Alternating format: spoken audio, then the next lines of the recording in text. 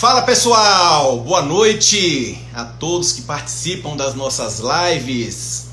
Mais uma live, né, que a gente vai estar trazendo aqui para a gente orientar acima de tudo e trazer muito conhecimento para todos os profissionais de saúde, né, que nos acompanham. Vamos ter hoje um prazer, né, de receber uma querida, uma grande conhecedora, e a gente vai falar um pouquinho com ela sobre isso. Deixa eu só aos pouquinhos aqui e acrescentando ela aqui para a gente poder falar, tá? E aí a gente vai... Luziane... É tanta gente entrando que a gente fica meio perdido aqui, né? Aqui, perfeito. Já vou aqui mandando de qualquer forma. Entrando, que é muita gente entrando, acaba sendo difícil. Gente, mais uma vez, boa noite. Obrigado por participarem de mais uma live. O intuito dessas lives são exatamente a gente poder, né, compartilhar conhecimento e trazer pessoas aí com conhecimentos importantes e fundamentais para todos nós. Boa noite. Boa noite, Luziane. Em primeiro lugar, tudo bem? Antes de começar qualquer coisa, queria te agradecer a se disponibilizar, trazer esse conteúdo tão relevante para todos nós e te agradecer toda a sua paciência, toda a sua devoção para poder estar aqui com a gente, que eu sei que está tendo uma correria enorme de procura para poder saber tanto conhecimento que você tem em relação a tantos aspectos importantes para a gente, todos nós profissionais de saúde nesse momento. Muito obrigado, em primeiro lugar. Imagina, para mim é sempre um prazer. Maravilha. Luziane, até para a gente iniciar, tem bastante gente entrando aqui, a gente tem fomos inundados de perguntas, porque é um tema muito pertinente para todos e a gente buscou, acima de tudo, poder trazer uma pessoa que realmente estivesse fazendo toda a diferença com conhecimento nesse momento. Eu queria, em primeiro lugar, para a gente começar, ler um pouquinho, né, do histórico, né, da Luziane, para entender o porquê ela é hoje uma grande autoridade, né, nesse tema e porque ela vai poder contribuir tanto com a gente, que, lógico, estamos passando por uma real necessidade de conhecimento para lidar da melhor forma com esse momento. A Luziane Borges, né, doutora Luziane Borges, ela é biomédica e microbiologista pela Unifesp, é cirurgiã dentista pela Unesp, pós-graduada em controle de infecção hospitalar, epidemiologia e MBA em esterilização pela Unesp, professora do Centro de Simulação Realística do Hospital Albert Einstein, coordenadora da disciplina de biossegurança de diversos cursos de especialização no Brasil, né, desde 2000, consultora da OSAP, Organization for Safety, Acceptance and Prevention, desde 2010. Falei inglês? Bonito aqui agora. Gastou! Gastei.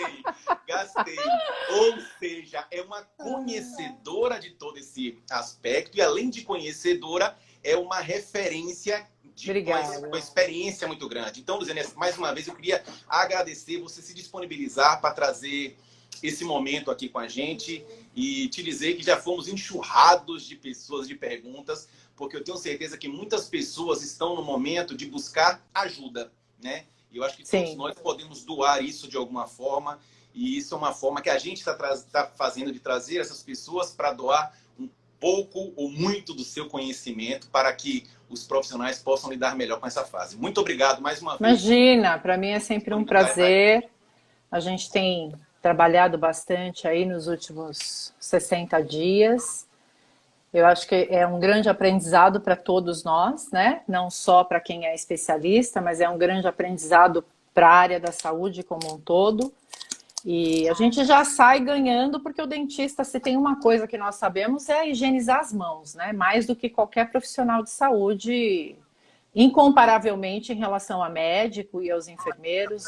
Nós já temos esse preceito de higiene de mãos desde sempre. Isso para a gente é bastante salutar, né? O que nos preocupa bastante é a questão mesmo da contaminação aérea e tudo que envolve toda essa celeuma que a gente não sabe exatamente ainda até hoje, né? Os estudos ainda não mostraram de uma maneira muito clara se realmente é transmitido diretamente pelo aerossol. Espero que não. Mesmo não sendo, a gente sabe o estrago que acontece.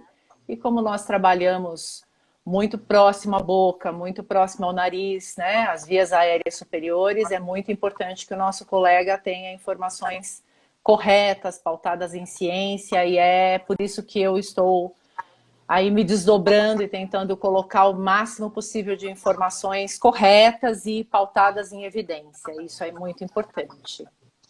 Perfeito, perfeito. Eu acho que isso realmente é um caminho que vai trazer muito mais clareza nesse momento para todos os profissionais, né? Eu acho que Sim. quando a gente fala de biossegurança, a gente tem que clarear e fazer com que as pessoas entendam que a biossegurança é algo necessário na nossa profissão. Então, é lógico que a gente já vem tendo esses conceitos, né, de biossegurança desde que a gente se torna um profissional de saúde, independente da profissão, inclusive, né? A odontologia talvez tem algumas peculiaridades, mas como profissional de saúde acima de tudo. E a Sim. primeira coisa, eu queria que você falasse um pouquinho para a gente desse histórico, né? A gente está vindo aí de uma mudança muito grande, um vírus que chegou de forma avassaladora na vida de todos nós, e isso envolve pacientes, familiares e profissionais de saúde. E os princípios da biossegurança, de que forma eles foram alterados ou mudou alguma coisa, né, dos princípios iniciais para agora. E aí a gente pode depois divagar um pouquinho nas perguntas, que são várias, e a gente vai tentar trazer bastante conhecimento para as pessoas. Basicamente, não mudou muito, tá? Mudou para quem não tinha minimamente o que é necessário desde sempre. Então, a gente vê colegas muito preocupados com o gasto dos insumos, realmente nesse quesito de insumos descartáveis, como é o caso de avental, eu acho que seria onde mais impactaria. Mas quando nós pensamos em toda a proteção de superfícies, de higiene e desinfecção de superfícies de um paciente para o outro, e de tudo que envolve o processamento, o reprocessamento de instrumental, mudou muito pouco. O que a gente precisa realmente é repensar e focar a nossa atenção na questão aérea, né? Que nós temos aí um dos nossos principais motores, literalmente, de trabalho o micromotor, a caneta de alta rotação, o aparelho de profilaxia, a geração mecânica do aerossol. Isso nos traz bastante preocupação. Lembrando que aerossol não é só o que a gente promove mecanicamente. Quando a gente conversa, nós já emitimos gotículas bastante pequenas, às vezes um pouco maior, e que promove também a geração de um aerossol importante, que pode chegar a 2 metros, inclusive, né? Para quem assistiu o Fantástico no domingo, sabe do que eu estou falando. As minhas primeiras lives, inclusive, foram com as fotos exatamente daquele trabalho, né? Que fizeram num restaurante e tal.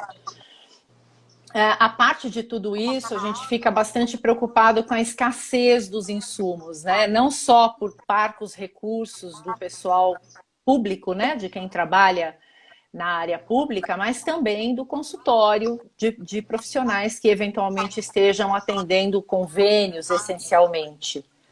Nesse caso, a gente vai ter um impacto bastante grande em termos de custo.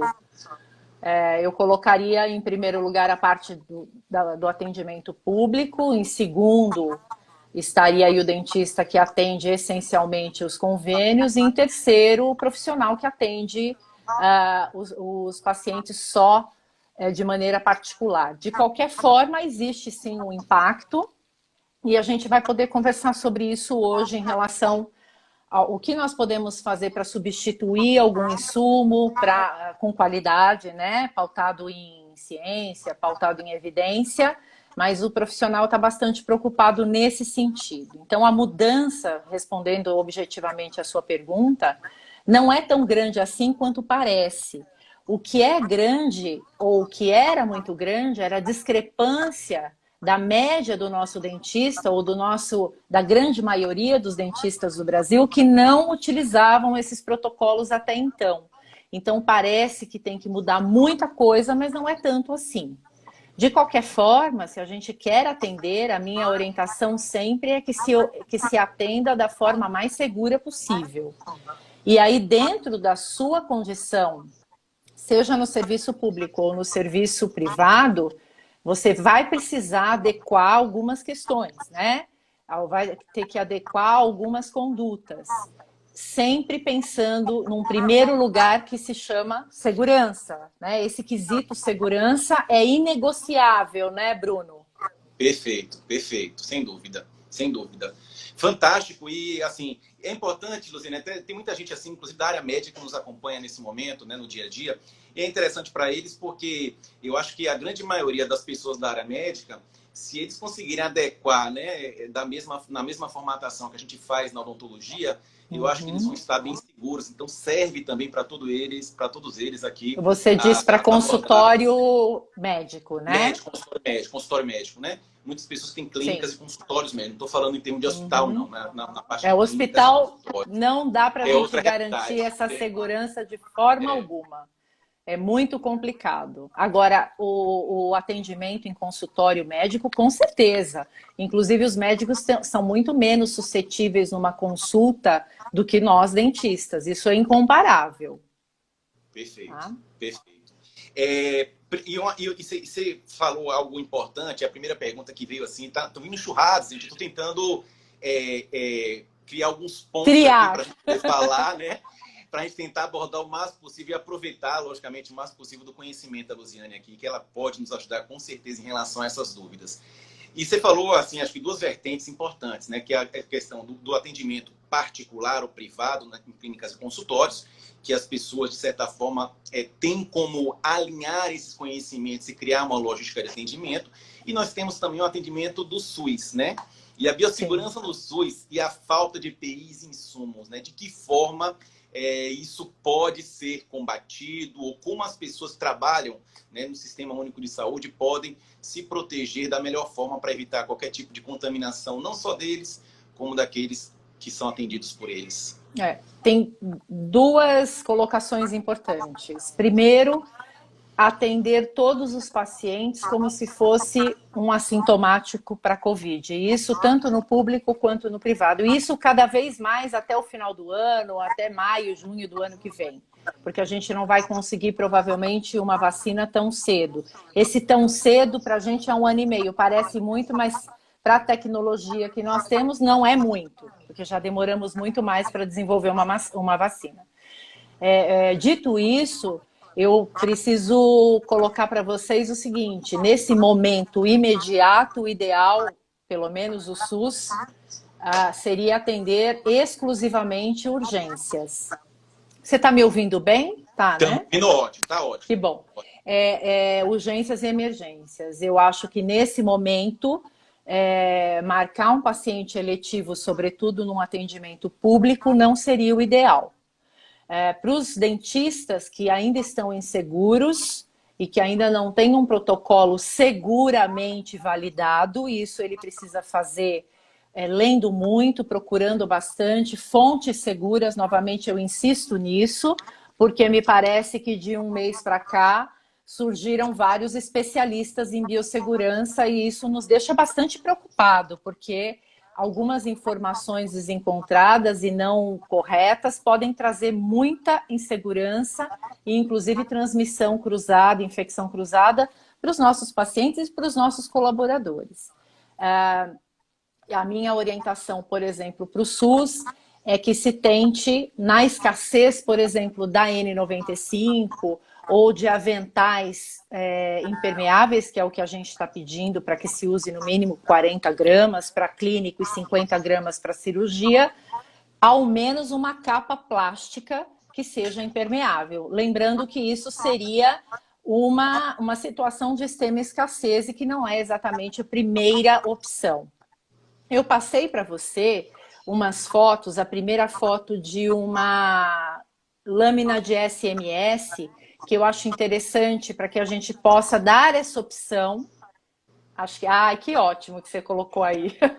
Eu coloquei aqui para facilitar, eu consegui visualizar Isso, também. obrigada. Nesse sentido, eu posso usar com muita segurança 2 tipos de materiais. Quais são esses materiais? Isso validado, isso com muito respaldo científico para substituir a N95, que seria a PFF2, na situação de absoluta escassez, né? Eu repito isso porque eu não estou sugerindo que o dentista saia comprando esses tecidos e mande uma costureira fazer, sendo que o melhor e o ideal é ele ter a PFF2, já que tem toda a anatomia correta.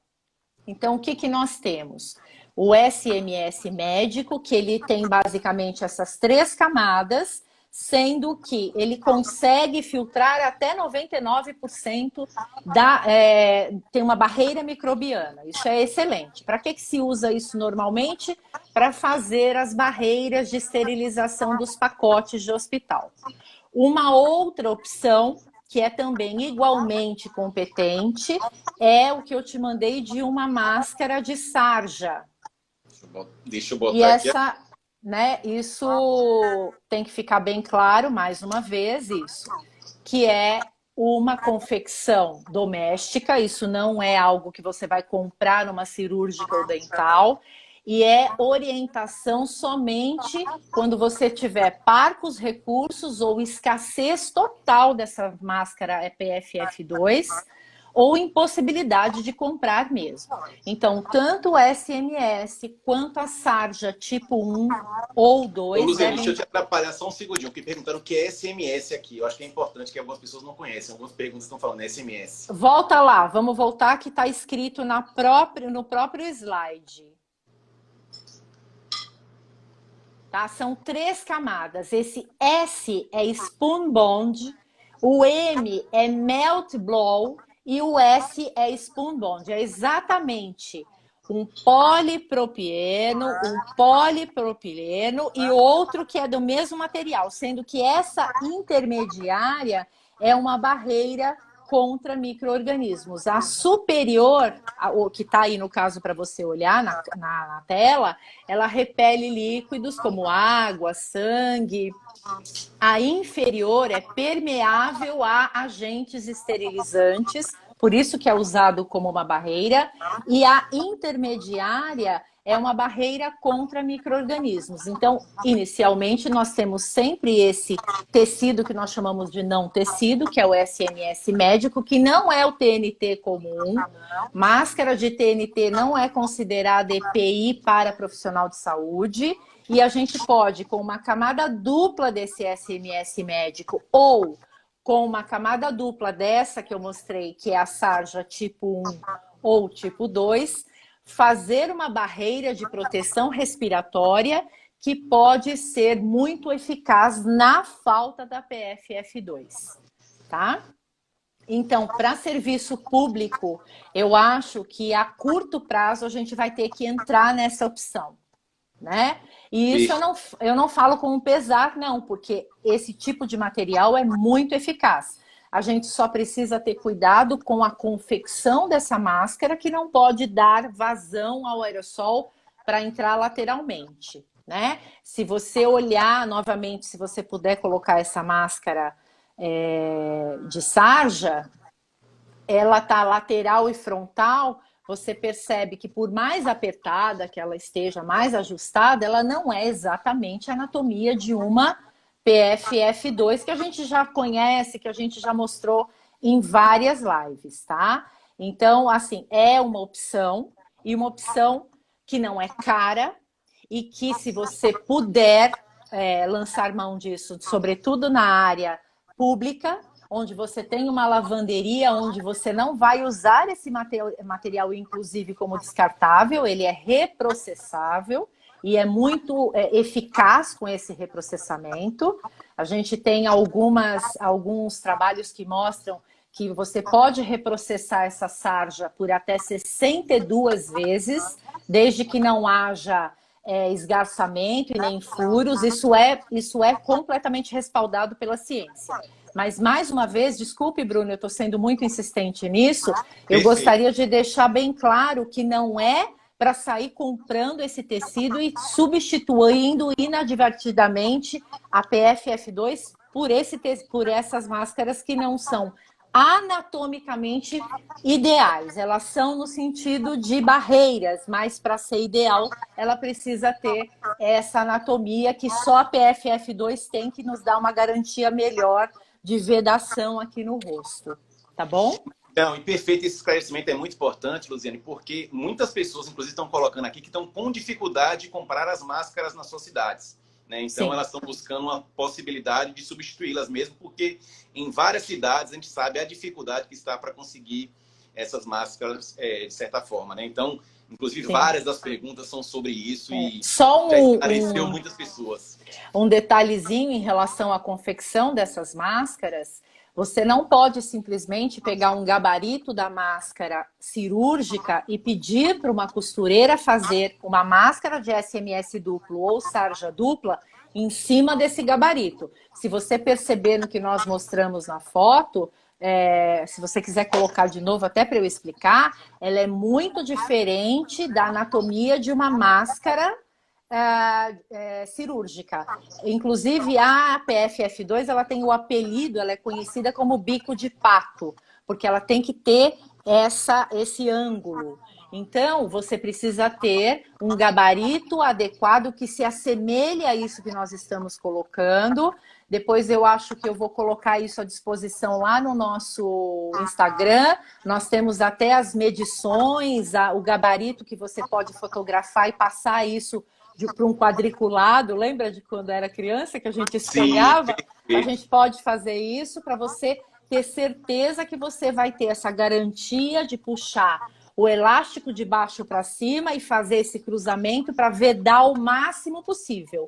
Isso eu insisto muitas vezes porque não é simplesmente o tecido que vai substituir, e sim a qualidade de vedação que você vai ter com essa máscara.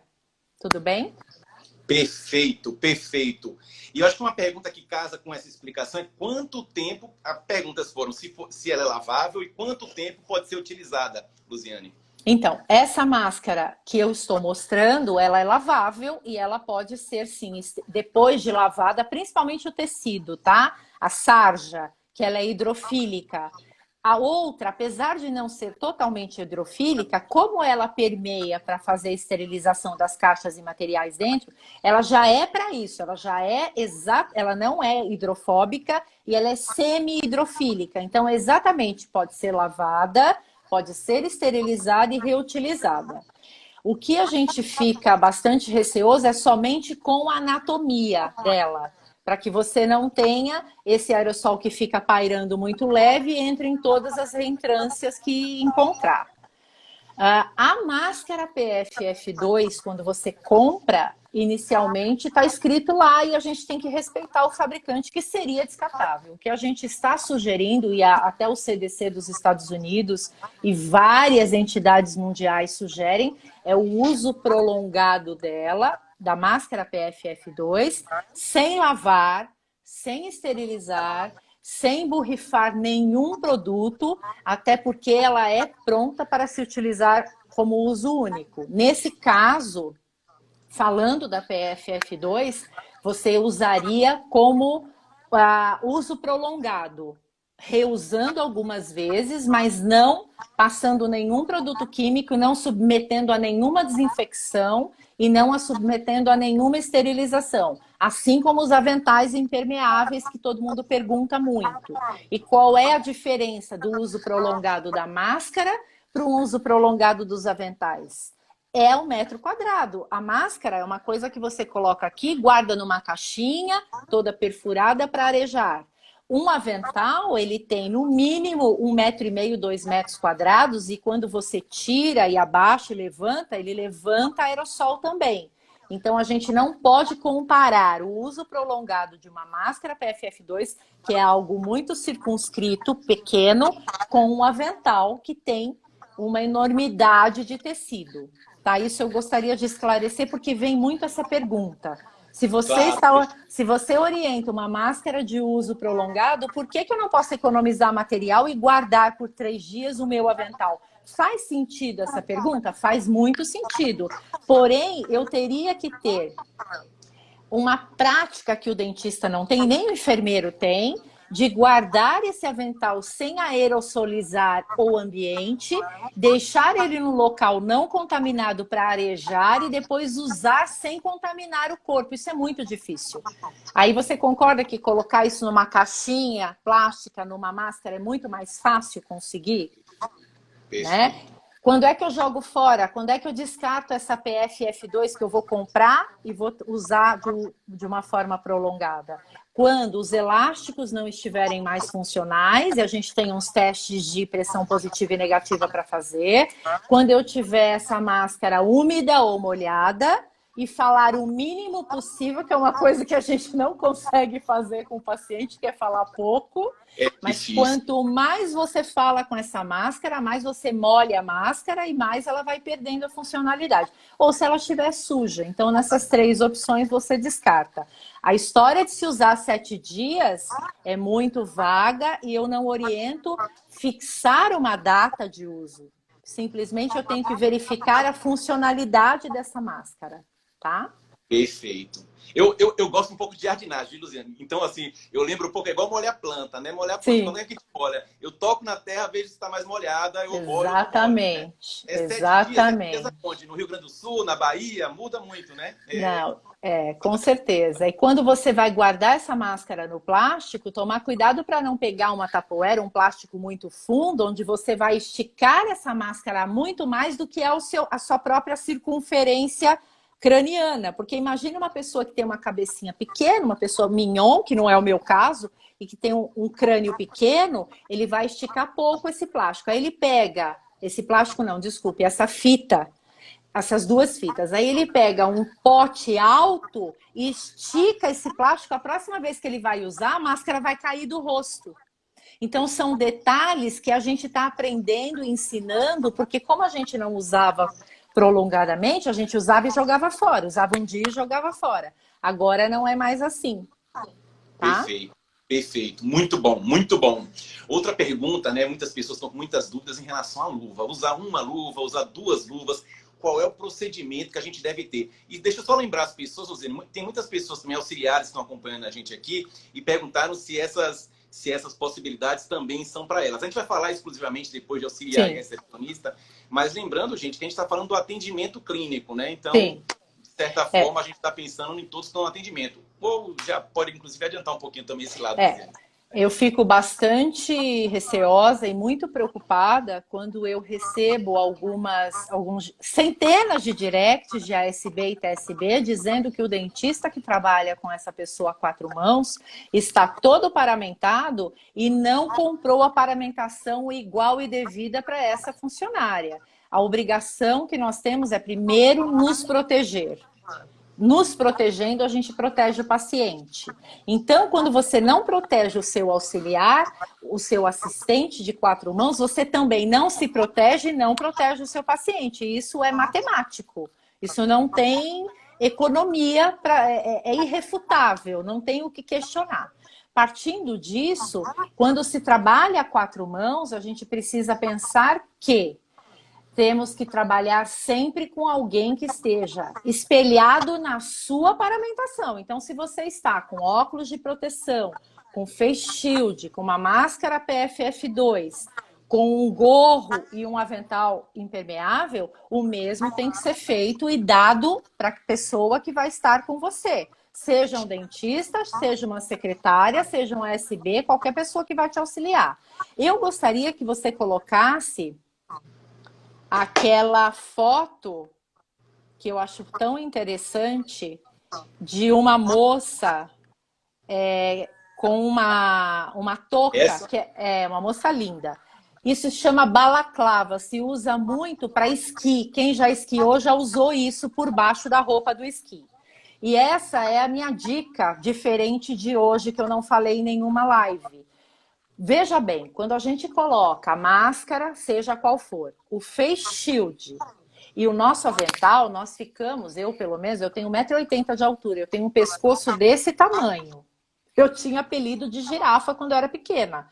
Então você imagina o quanto desse pescoço, olha aqui, eu vou mostrar, ficaria para fora do avental, que ele pega aqui e a minha máscara fica aqui. Eu ficaria aqui no meu pescoço, no caso de Luziane, com 5 centímetros de pescoço aparecendo. É lógico que é um exagero, porque o meu pescoço é exagerado, mas independente do seu pescoço, o seu pescoço vai ficar exposto.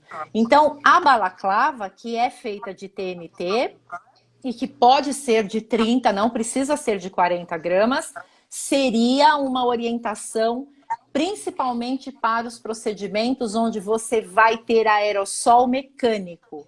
Você poderia alternar utilizando a balaclava quando usasse alta rotação, aparelho de profilaxia e aerossol mecânico, com o gorro quando não houver aerossol mecânico. Eu acho importante porque se você não fizer isso, se você não usar esse tipo de EPI, você precisa de um paciente para o outro pegar uma gaze ou um algodão, fazer uma antisepsia no seu pescoço com clorexidina 2%. Aí seria mais um procedimento, né? Dessa forma você fica bem mais seguro, tá? Não, perfeito. E você já respondeu a dúvida de muito. Tem algumas pessoas que tinham perguntado aqui como proteger o pescoço. E eu estava pensando exatamente nisso.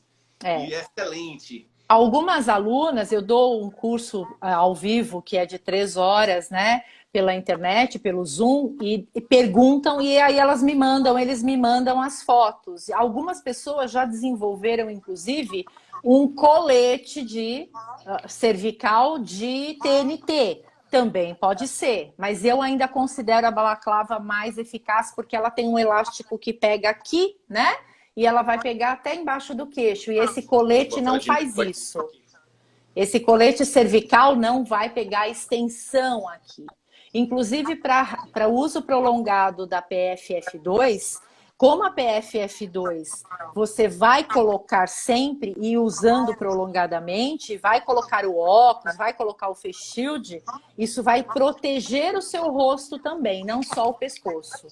Isso, de novo, é a minha sugestão, que você pode usar para todos os procedimentos, mas, por exemplo, se tiver que optar por usar eventualmente, quando é mais necessário, você pode optar pelos momentos que você vai ter um aerossol mecânico. Lembrando que aerossol você sempre vai ter. O mecânico é o que tem maior dispersão e maior contaminação, porque a quantidade é muito maior que se sai quando nós promovemos o aerossol mecânico. Maravilha, muito bom, muito bom. Luciane, em relação às luvas, né? O que seria o ideal? 1, 2 luvas? Qual é a logística de utilização delas? Na verdade, já há mais de 10 anos, a OMS, todos os órgãos internacionais orientam usar 2 luvas para cirurgia, sempre.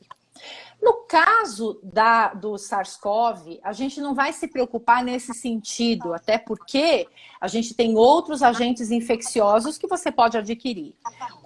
Eu sei de onde veio essa pergunta, porque eu coloquei lá no nosso Instagram algumas orientações da Unifesp, de uns professores nossos do CCIH da Unifesp. Tinha assim, não utilizar 2 luvas, não utilizar a máscara cirúrgica por cima da N95 ou por baixo.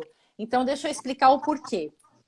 Por uma questão de escassez. Se você quiser usar, excelente. Eu oriento nem usar 2 de látex, usar uma de nitrile que equivale a 2,5 de látex. Tá? Mas se ainda assim você se sentir mais seguro, use 2 luvas, mas é por uma questão de parcos recursos, sobretudo de consultórios que atendem convênios e de consultórios públicos. Não é que não pode usar, é que a orientação geral não é altamente recomendável além do que já era. Isso é importante. E aí, emendando nisso, por que não usar a máscara cirúrgica por baixo da N95?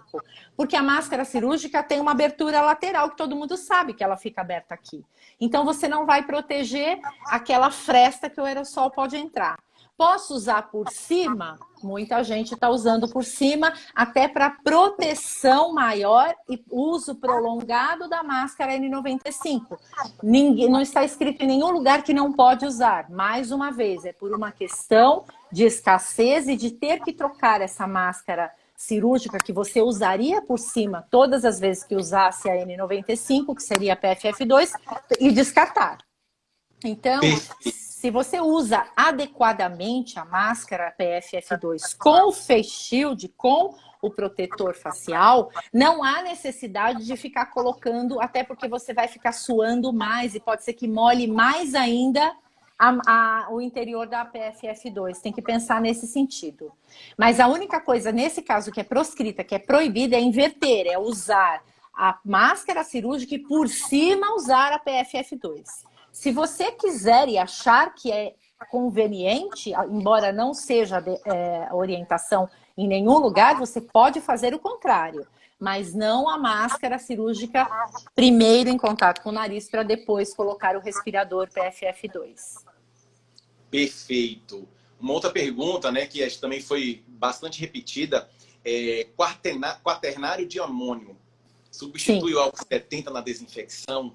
Sim, existem algumas substâncias que nós estamos considerando como 2 em 1, que limpa e desinfeta ao mesmo tempo, que seria os amônio quaternários de quinta geração. Pode substituir, sim, com certeza, e inclusive com superioridade em relação ao álcool 70.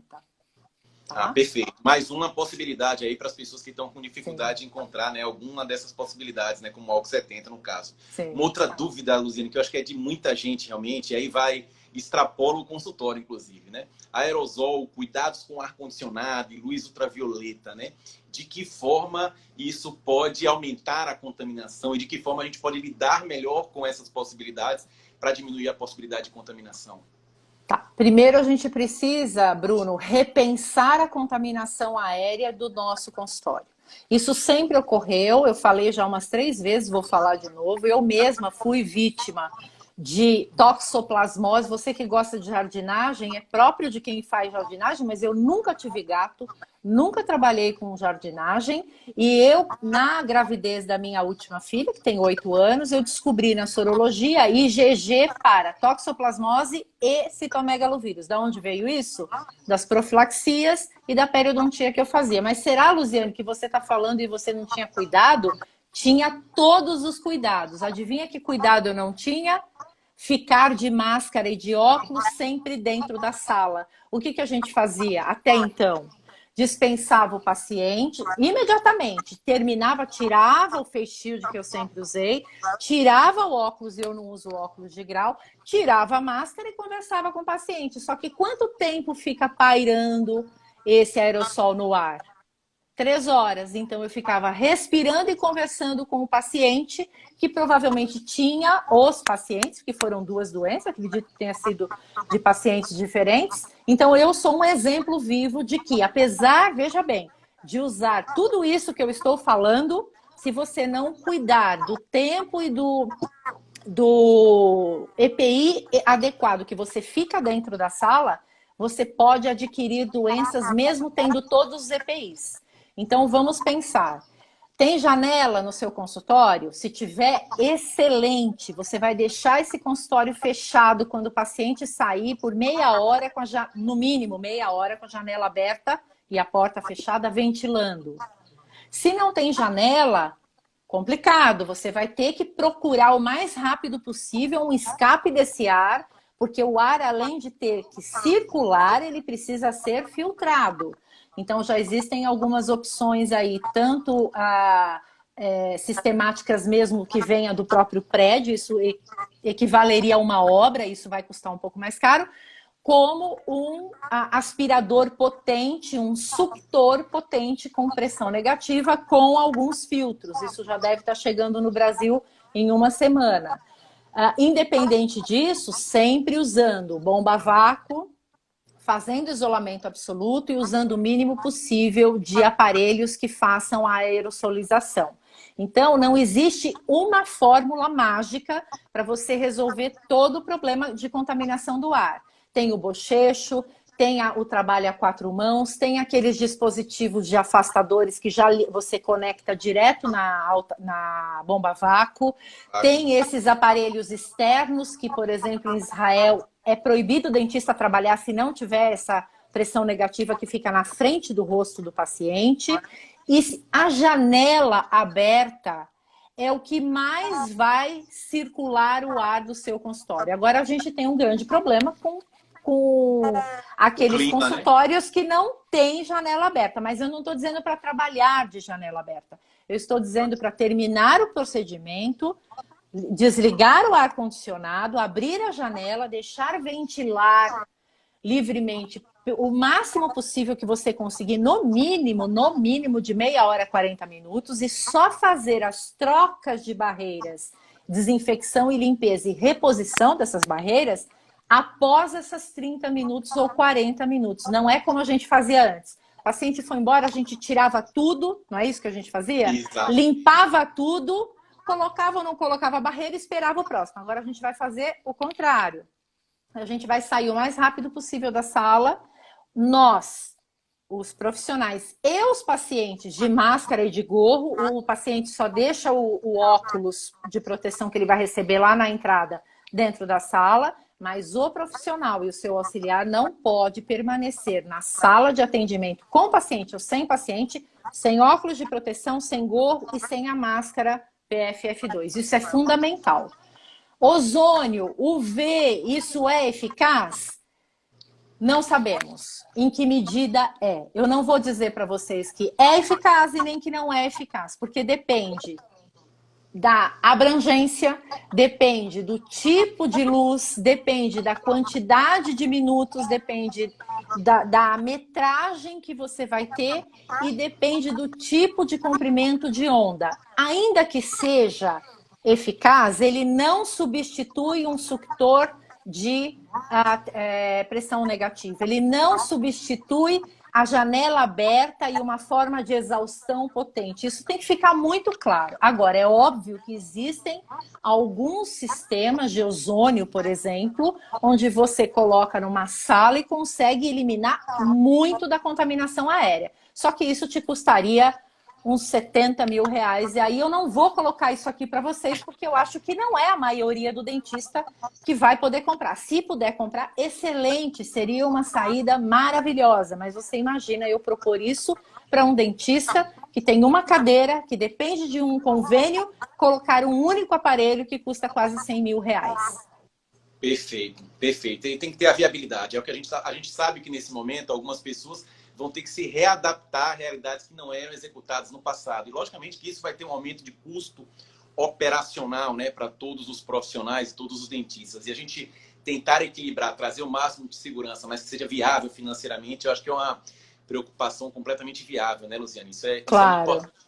Algumas pessoas estão me Travou.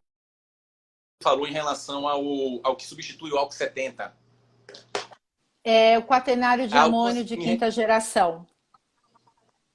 Pronto, perfeito. É porque algumas pessoas estão perguntando qual seria a possibilidade, onde é que encontra eles, mas em vários lugares a gente pode encontrar. Quaternário de amônio de quinta geração. Ele promete entregar 2 para 1, que seria limpeza e desinfecção numa única fricção. Isso seria o ideal no caso de você ter uma superfície com matéria orgânica, depois de tirar as barreiras, sendo que quando você tem essa possibilidade, essa situação com o álcool 70, você teria que limpar com água e sabão antes e depois usar o álcool 70.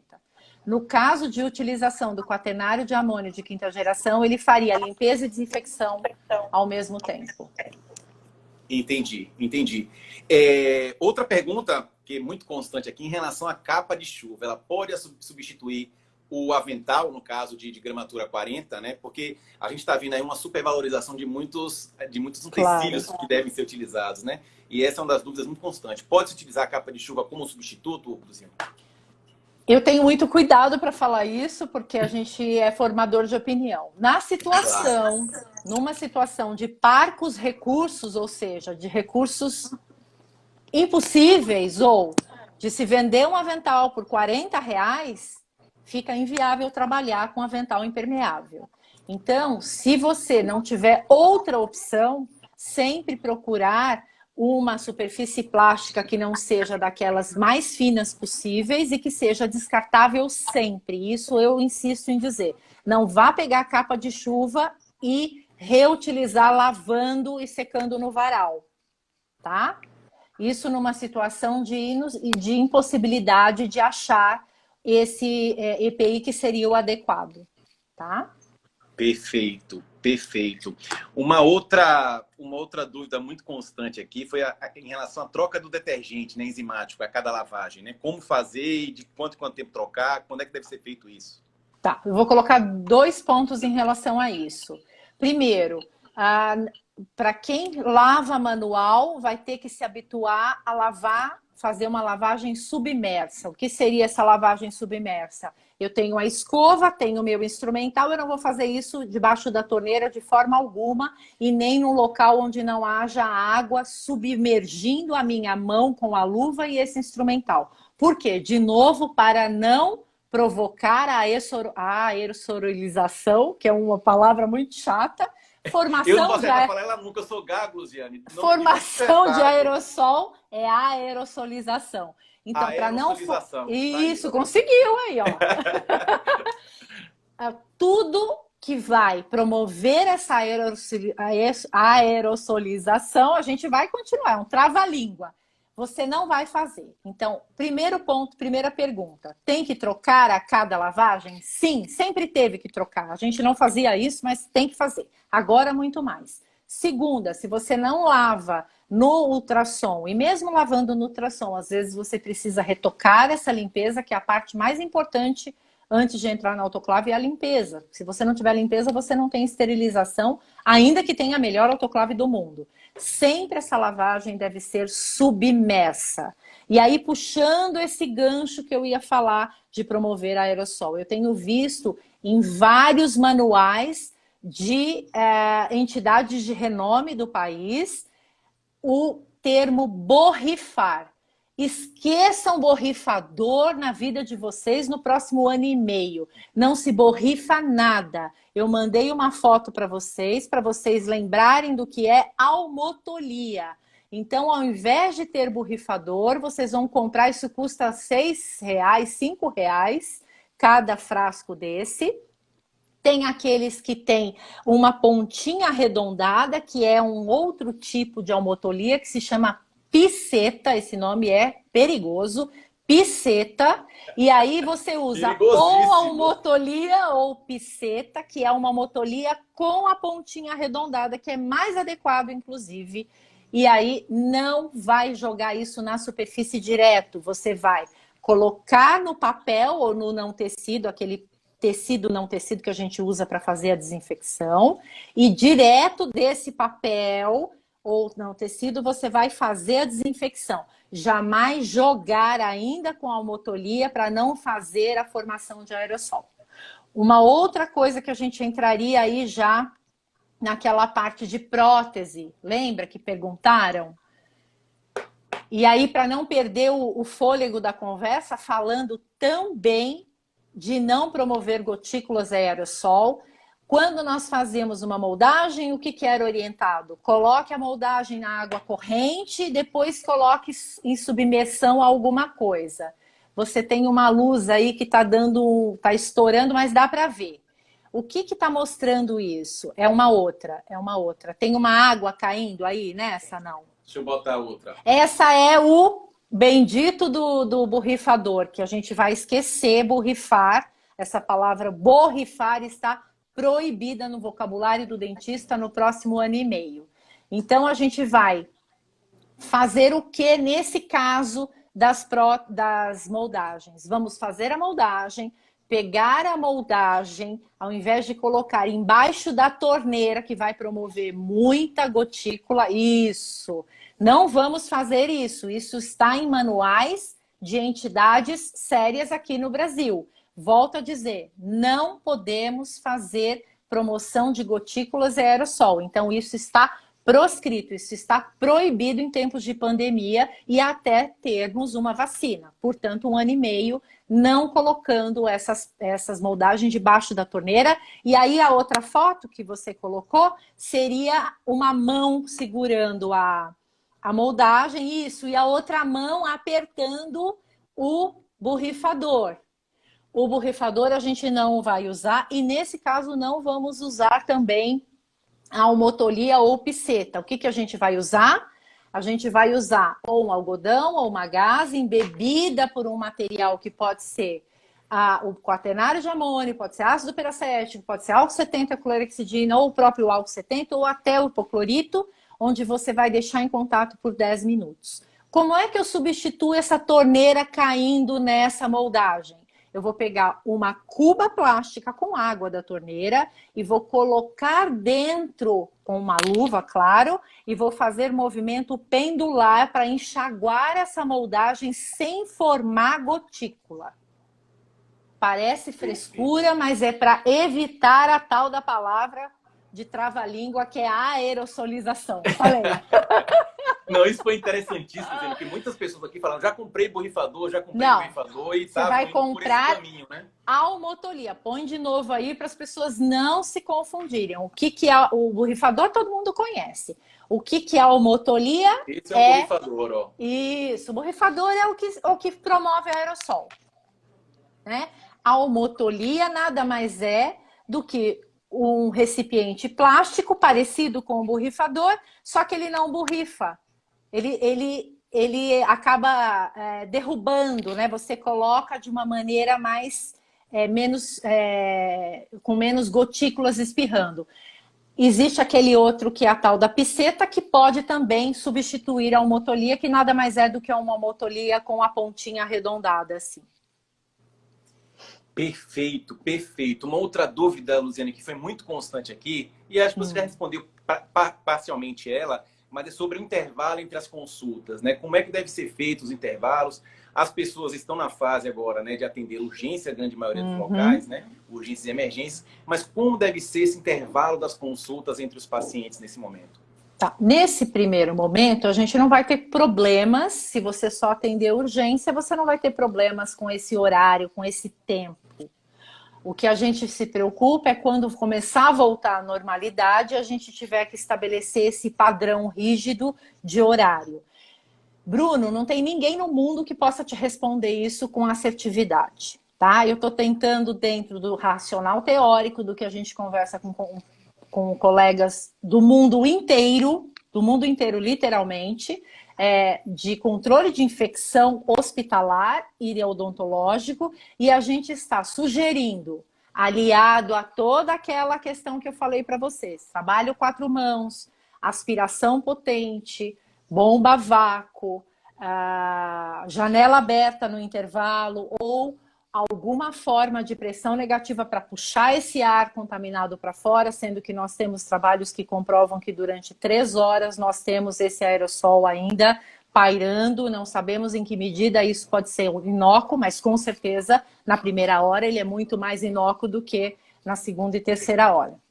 Então eu me sinto bastante incomodada de falar esse tempo com uma certeza absoluta. Não existe. Você vai ouvir colegas falarem 2 horas, e inclusive fora do Brasil, 3 horas.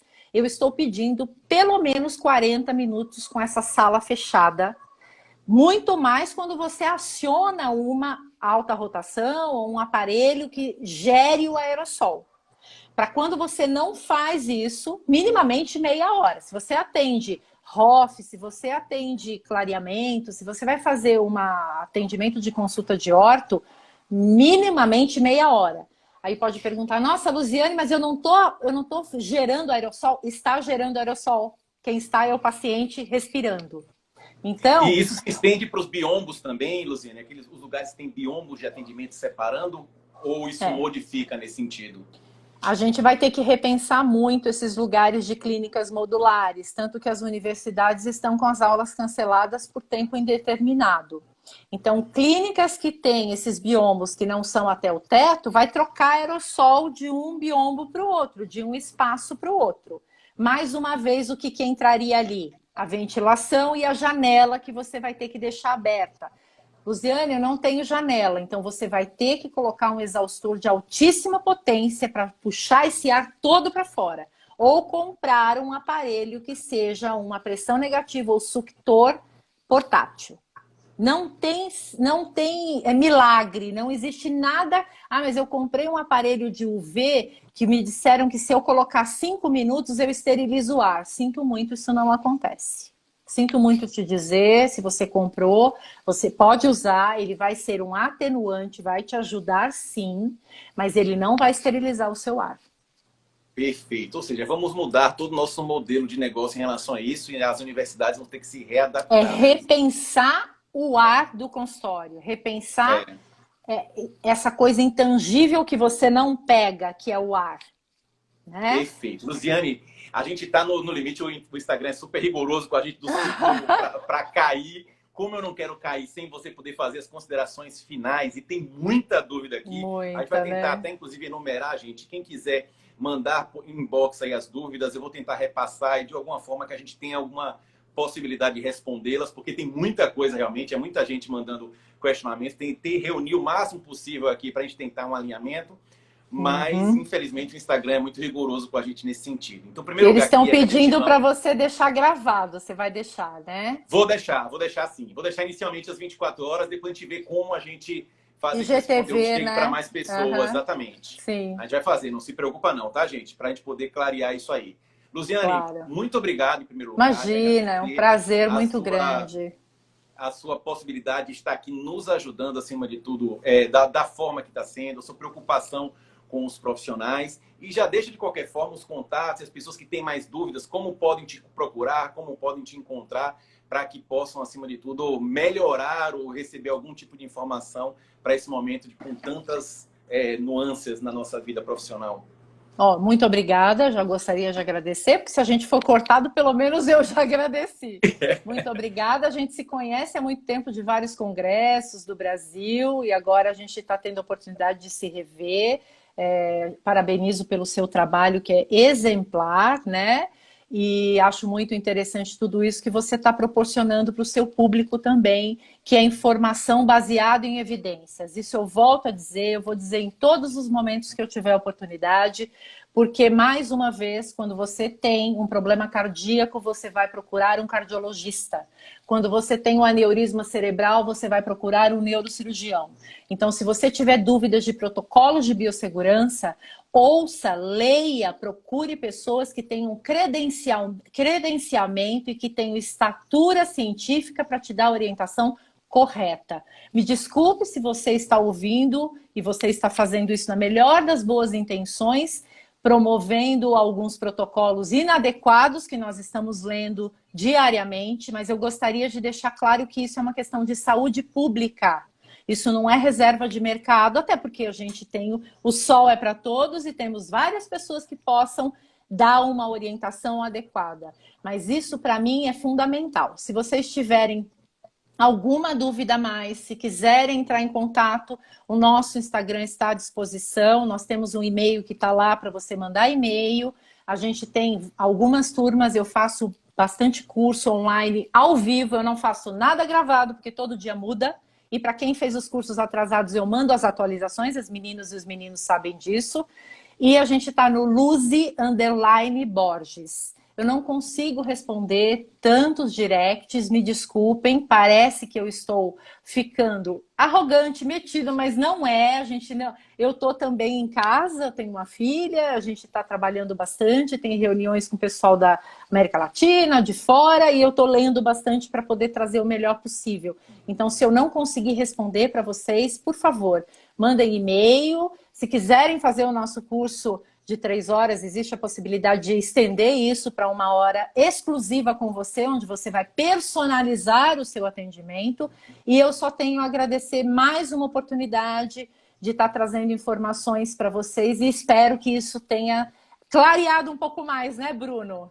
Não, muito obrigada, muito obrigada.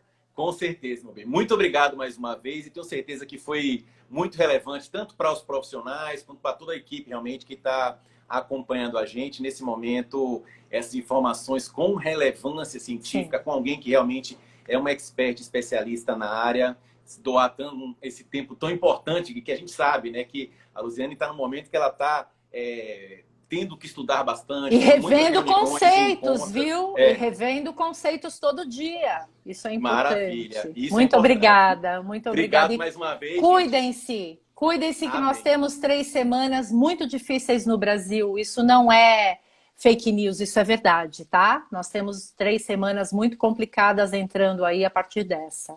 Muito obrigada, gente. Perfeito. Boa noite Obrigado a todos. Mais uma vez. Vamos ficar 24 horas aqui, tá, gente? Para vocês acompanharem. Tchau, cuidem-se. Tchau, tchau. Obrigada. Boa noite, gente. Um abraço grande, um beijo aí. Valeu. Tchau, tchau. Deus.